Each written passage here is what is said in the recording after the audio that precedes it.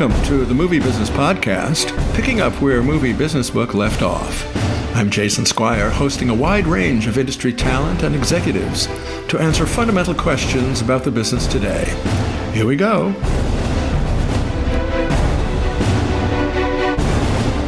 And we're going behind the scenes at Sony Pictures Classics with co-presidents and co-founders Michael Barker and Tom Bernard.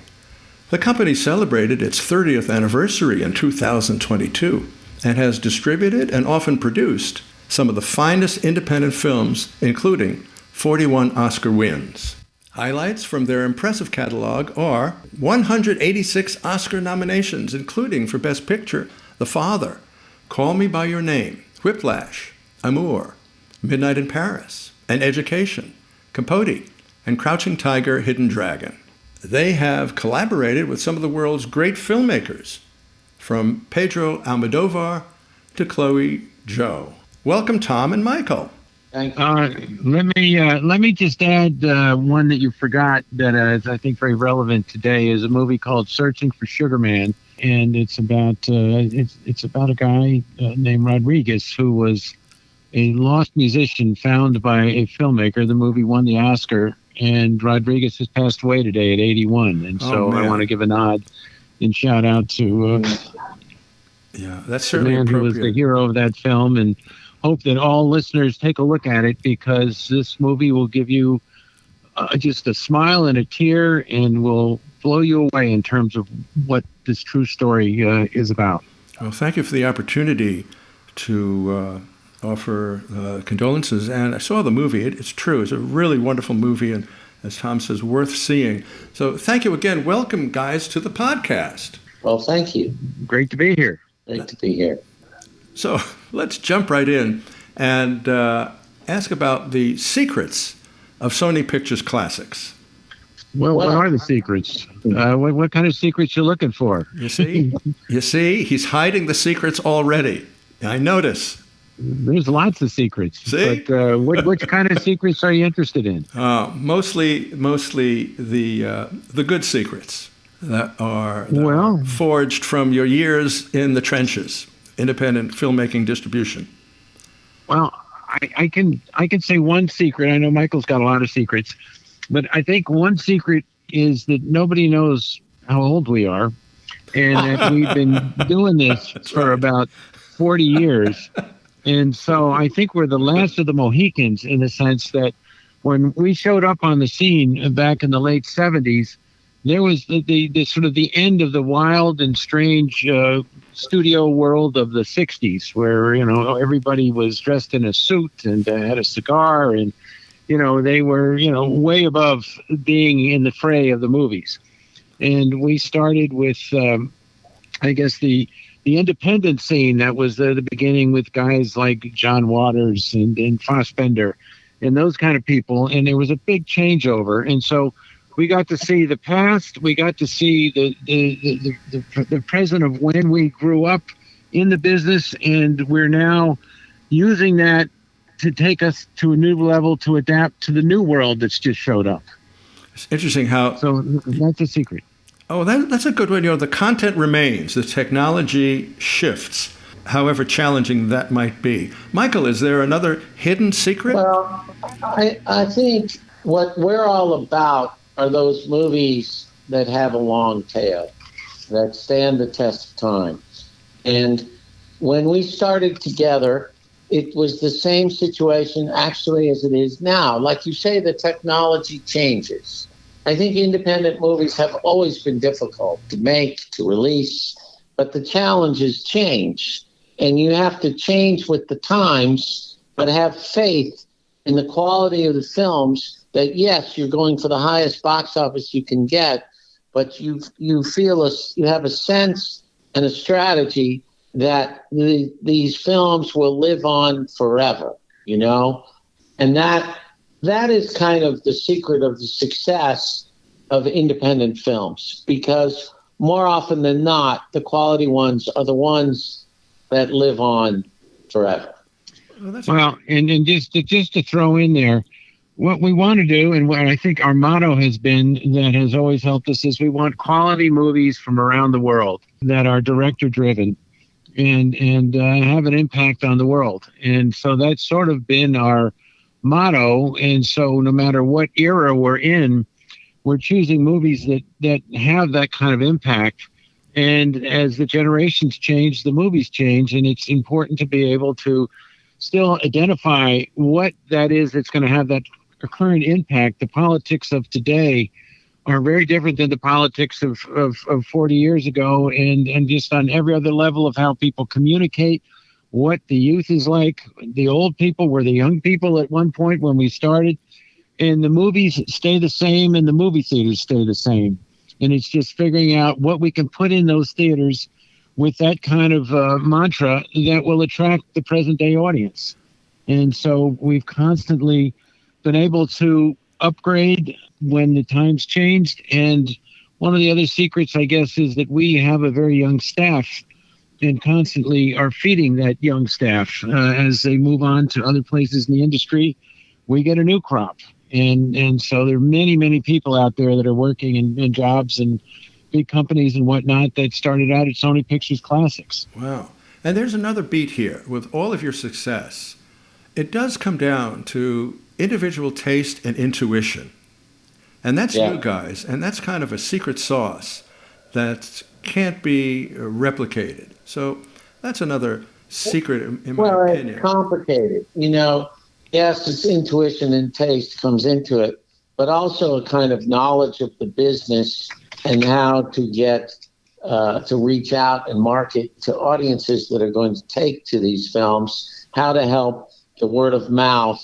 And it's as Tom says, you're speaking, the ideal movie for us speaks to the moment as well as will continue to be resonant to generations to come.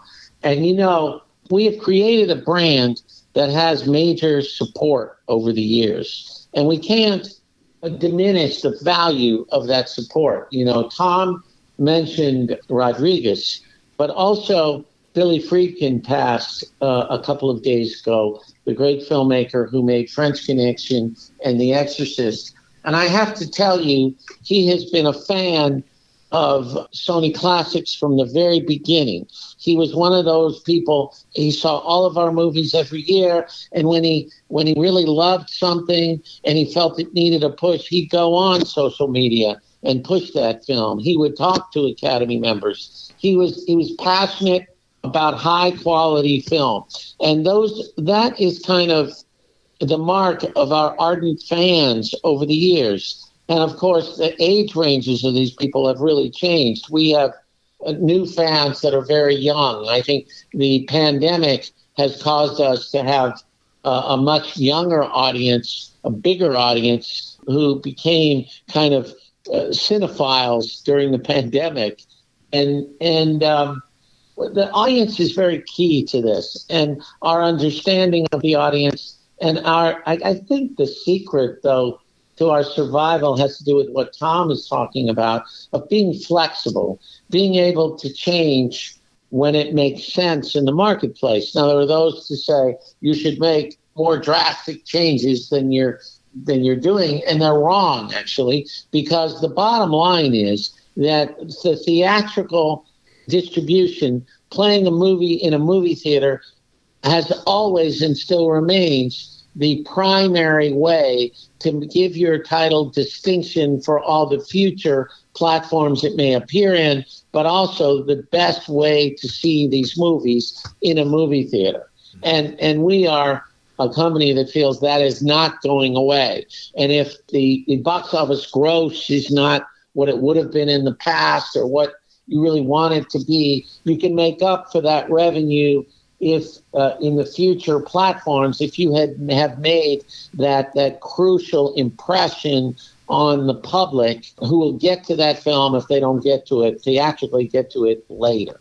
One of the things is really that if you put a movie in a movie, putting a film in a movie theater, okay, everybody perceives it differently. So the media perceives it differently. You get a good critic and maybe better space in the New York Times. You get better space on all of the media outlets. And if it's a subject that is important of the moment, it's covered. And it's the movie theater says that. It somehow makes that a more important venue than if it was on a stream. Streams come and go. Mm-hmm. Streams they don't travel. If you have a streamer movie, it stays in the stream. They put it in the back in the shed. It doesn't really go to the airlines. It doesn't go in home entertainment. It doesn't show up in all of these places for, ad nauseum. So movie theaters are really, until they go away, they are the place where your movie is going to have the longest life and the most recognition and being taken as serious cinema rather than something that's somewhere between a TV show from the past and maybe a made-for-cable event that used to be the movies of the 80s. Very good. Now, here's another question. We clear up the mystery. How do you gentlemen divide your responsibilities? Well, that's an interesting question because we're totally interchangeable. Can you say, Tom? We know each other so well that when we started this business, we used to sell to the theaters. We'd buy the movies. We'd make the ads.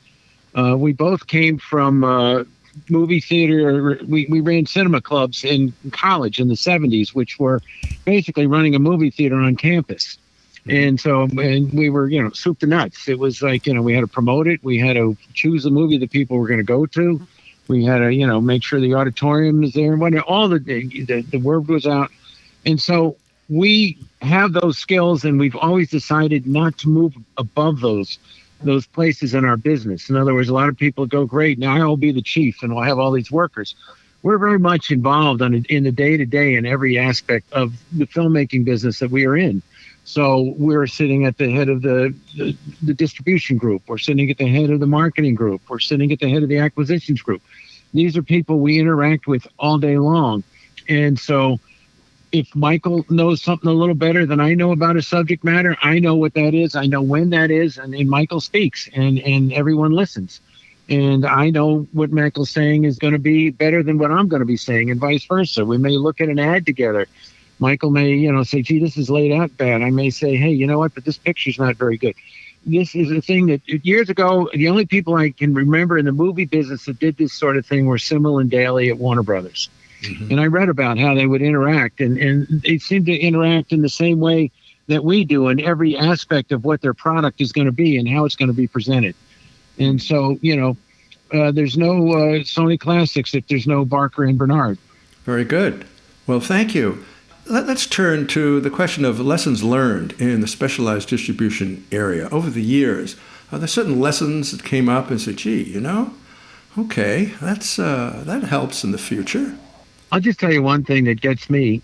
I think every 2 years, some podcast guy or some independent journalist, or they say, the independent film is dead. It's over. The theater business is over. It's just, what is this mantra where people say this and it constantly continues? I mean, it survived the radio. It survived television. It survived the video cassettes. The movie business is never going away. And the independent voice that comes out of the zeitgeist that projects their stories into the movies is always going to be there.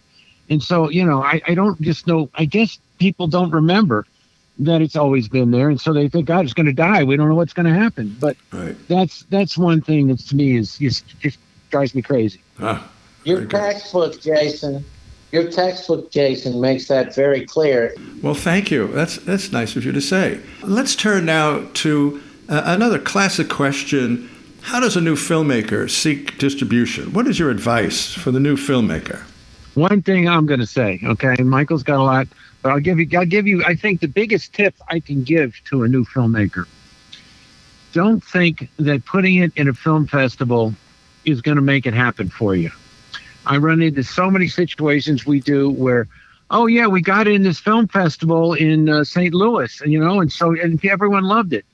Well, guess what? It just meant that Sundance is not taking you. The New York Film Festival is not probably going to take you. The Toronto Film Festival is probably not going to take you because they do not want to be shown up by a lesser film festival. And so the way that you present your movie is a very calculated in an important way, and it has many ramifications of what happens to your movie in the future. Because a festival is a great place to create a reputation. It's a great place to launch a film. It's a great place to sell a film. But to just randomly think that's going to get you going, if just because you happen to get into South by Southwest and that's your move, you got to think that through, and you need to talk to a lot of advisors to be sure that is the best move for your movie. That's one thing that is very key, I think. Yeah, I think education is the most important thing. I mean, I'm bringing up your book again, Jason.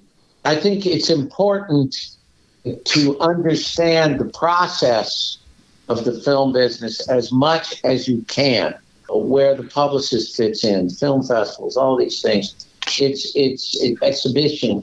And I remember where I learned it, and I think it's good advice for filmmakers, and actually maybe in your book somewhere, is if you look at the top 50 grosses, box office grosses for the weekend, like in Variety or Hollywood Reporter or something, and you go down it and you try to understand that chart and what it means when a movie does business or doesn't do business, when a movie of a big budget does business as opposed to a tiny independent film.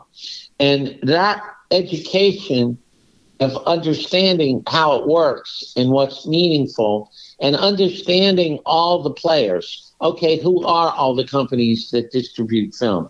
Each one of them has a different mission. Each one of them has a different goal. Some of them don't even play films theatrically. Some of them are strictly streamers. Some of them, they have, every company has a different MO. The ones that are attached to a big motion picture company, the ones that are standalones. And I think it's important with your film that you, or if you're a filmmaker and you don't want to do the task, you have a producer that can do it for you. You have a kind of a knowledge of the lay of the land to have a good idea of where you think your film belongs in the zeitgeist. But it's important to have an opinion on that. Well, let me just throw in, it's the movie business. And all these people that are out there now that want to get into film school and be a huge success, they have forgotten about the movie business, the business part of the movie discussion. Because first question, who is your movie for? Who is going to watch your movie? Did you happen to decide to make your movie for a certain group of people that will, go see it, that will help monetize the film and make people want to buy it? A lot of people aren't asking that question. They're going to make a piece of art. And I think that there is, it's great to be able to do that. But the fact is, you're going to have investors. You're going to have people that have paid to be part of your movie. And we're dealing with, maybe Michael's seen 9 producers on a title, and every one of them. I just got a phone call from some guy who owns part of the New York Yankees that wants to know what's happening with his movie, and so you have a responsibility to these people that are giving you the money to let them know what you're up to, because you see a lot of movies and what a great movie, but who's going to go see it? And as a distributor, that's a question that they all ask: how am I going to monetize this to be able to buy it? Because you're not going to get it for free. Yeah, this is very helpful. Thank you. Let's turn to the final question. Gentlemen, what's your prognosis for the business? Well, I'll tell you mine. As everything evolves right now, the theaters, there's a disruption. I think you have a guy on your campus here named Jeffrey Cole who teaches disruption. And there's a disruption in the business. And the disruption is that the movie theaters have always counted on the distributors to market and position the movies for them, and they would sell their concessions and do what they do, and everything would be fine. Well, that's changed dramatically, because when people open movies, and you see it a lot, this is not certainly our mantra, but you don't see it saying in the end of the ad on your TV or wherever you see it, in theaters now. They don't say it. They are launching a movie for all the new platforms that they're going to be able to monetize. And a lot of them are using the theaters as a springboard to get to that platform. And the less people that see it and the more people that heard about it, the better it is for that person for the other platform. And so the theaters need to take charge of their audience. It used to be that way back in the old days when you had an art theater. There was a man named Dan Talbot who ran the Lincoln Plaza Cinemas and the New Yorker. And he had an audience that showed up. They didn't even know what was playing. They showed up because he programmed well. He had a theater that was full of knowledgeable people. He had the right kind of posters, the right kind of trailers. He made sure the critics saw the films. This is something that the theaters need to take charge of again. And one of the magic things that they have right now is they have the data of all their customers. And their customers are started to fade away because it's not in the conversation like it used to be to go to the movies, because nobody knows what's playing, because the newspapers have stopped running ads, because there's other places where people put that out. The critics have mostly disappeared, right. And they're maybe syndicated, or they're a blogger in somebody's basement, and so there's no fix to that audience. There's no Rotten Tomatoes, I don't think, is really the best route, and so you would get an email if there was a concert in your town on a band you liked. It would show up. Well, why shouldn't a theater have your taste and say, gee, there's a Spanish movie with Pedro Almodóvar coming. We know you've been to several of them. We're opening in our theater on Friday. This is what's not happening right now because the theaters are still stuck in the past. I mean, Landmark Theaters, think of Landmark Theaters, one of the pinnacles of art movie theaters. Right. They used to have a newsletter that went out, and we used to have to deal with it all the time. They would not open a movie unless we got a letter from the director that described to the movie, his feelings about the movie, to the newsletter that they sent to their customers. And that's gone. I have a very positive view of the future. I went to see Barbie the other night. I went to see Oppenheimer the other night. Now, these are two movies where literally every demographic that goes to the movies is ticked off. The mainstream public, the college-educated public, people that go to art movies, people that go to Marvel movies. They all went to these two movies. And I have also been to theaters like the Angelica. There's a theater in New York called the New Plaza. I've been to these theaters where there's real life in these independent movies, in these low-budget, high-quality independent movies. And my prognosis for the future is the tentpole films, the Marvel films, the Spider-Man movies, even Barbie's considered a tentpole. These films are going to thrive. These family films that are very broad-based are going to thrive. The horror films that are very broad-based are going to thrive and triumph. And then you have the niche audience films, which are films like we have, which are the lower-budget independent films that start getting this niche audience, and then have the opportunity to cross over to become mainstream. But if they don't, they still have these ardent supporters forever, actually. And I'm very positive about those two. Now, the difficulty comes with the movies that are made in between.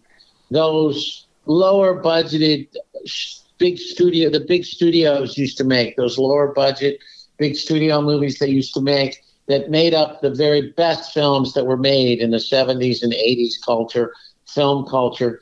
Those films are harder and harder to make because they cost a little too much for the studios to go after. The studios have these financial models that make it difficult for them. And what happens is they become movies or TV series that are made for, Max or Netflix or Apple or Amazon. And I think that's Paramount Plus. That's where you see a lot of those movies getting diverted to a place that avoids going to the theaters. And I think that's regrettable.